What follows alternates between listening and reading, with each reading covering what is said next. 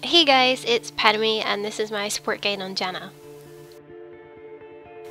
Janna's passive is called Tailwind, which increases everyone's movement speed by 5% who's within 1,000 range of her.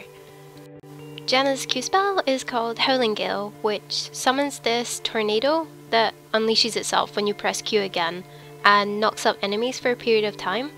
The longer you build up the tornado, the longer its distance will be, and the damage and the knock-up duration increases as well. Her W is called Zephyr, which has a passive and an active ability. Its passive lets Janna ignore unit collision and gives her movement speed. When it's active, you deal magic damage to an enemy and slow them for 3 seconds. If you use the active ability, then Zephyr's passive will not be active while it's on cooldown. Janna's E ability is called Eye of the Storm. Janna shields a champion and that shield absorbs damage for 5 seconds. It also gives the shielded champion an attack damage bonus. You can also shield turrets, and if the shielded turret kills a champion, then Janna gets that kill. Janna's ultimate ability is called Monsoon. It knocks back enemies and then channels itself as a healing spell, giving anyone standing in the circle range healing for 3 seconds.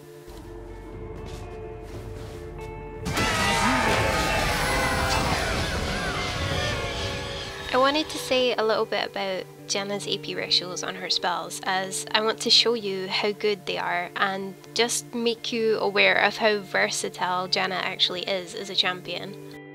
For example, for every 10 ability power that you have on Janna, she will absorb 7 extra damage with her shield and give you 1 extra attack damage.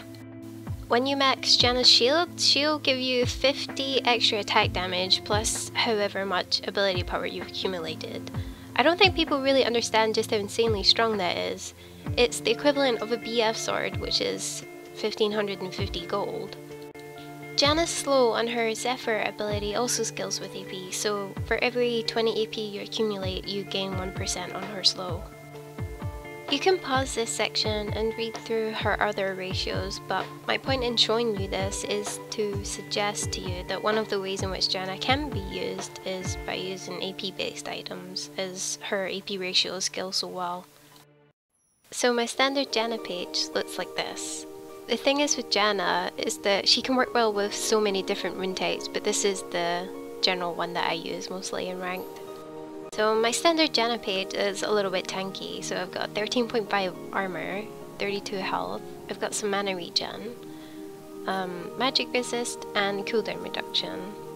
I like using CDR on Janna because she isn't as strong as other supports in lane, so it gives you more presence, especially if you're against a support with a really heavy engage. I want to make sure that all my spells are off CD so I can trade efficiently.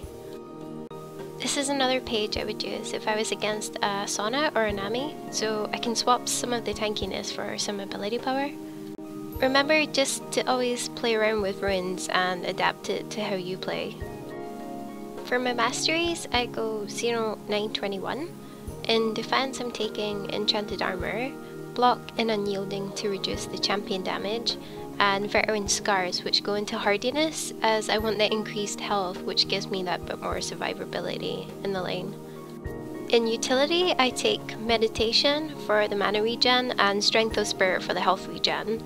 I take Greed, Scavenger, Wealth and Bandit as they're all the money making masteries, Expanded Mind for the maximum mana increase, and Intelligence for the cooldown reduction, and it also gives me 10% cooldown reduction on activated items.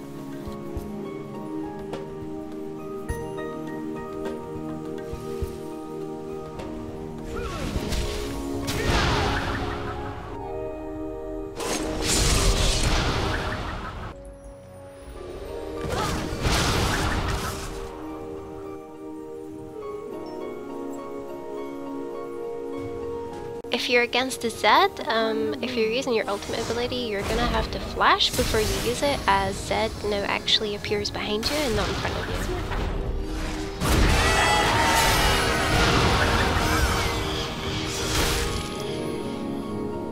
So for items, my main G per 5 would be an Ancient Coin, into Nomad's Medallion, and then Talisman of Ascension. I would choose this G per 5 over Frost Queen's Claim, as I feel that Talisman's passive is way better than Frost Queen's Claim on Janna, as Janna already has a slow from Zephyr, so you can use the speed boost and then slow them with Zephyr. You can also catch people a lot easier with Talisman of Ascension, and if you also want to disengage really quickly, you can just pop your ultimate and then use Ascension to run away really quickly. I take Ruby Crystal and then take it into a Sightstone when I can, obviously for the ward coverage, because that's part of my job to make sure that everybody can see things. I usually go Mobility Boots on Janna, as I really like zooming around the map, giving us greater vision control. If they have a Leona or a really heavy engage with CC like a Fiddle or Shen etc, I would take Tenacity Boots, and if their team was fully D, or if any other AD in the opposing team was really fed, then I would take Ninja Tabbies. I would usually go Chalice, which goes into a Miko's Crucible, so you're getting the mana regen and its active ability is helping your team.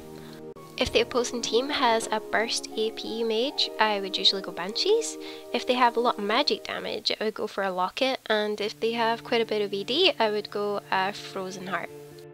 If you want to take a bit of AP with Janna, you can go Twin Shadows, so you have the Talisman to speed you up, and then you have the Twin Shadows to slow them down, so it's really good for chasing people. You can also go Morellinomicon, which gives you 20% CDR, which is really good for Janna, as well as some mana regen and AD ability power. If you have 2 or more ADs in your team, then I would really recommend to get a Zeke's or an Ardent Censer. A lot of people don't really use Ardent Censer, but I think it's really good, especially if you have your normal AD in the bot lane and you have a Talent and a Zed mid, as when you shield as Janna, it also gives them the attack damage, and with the Ardent Censer also gives them 25% attack speed for 6 seconds, which is an insane buff to give to someone. So here are some things that are good to know about Janna. She is generally weaker in lane against any other supports right now in Season 4, but she really excels in teamfights, so you just have to be careful when you're in lane, and positioning is really key for her. Level 2 and 3 usually supports get a power spike as they gain another spell, which means they can trade more, but Janna's spells don't really give her any of that lane building potential, so just keep an eye out for that. Also, keep an eye on your mana. Janna's spells can cost quite a bit, so just keep an eye out, don't spam too many shields unless you really have to.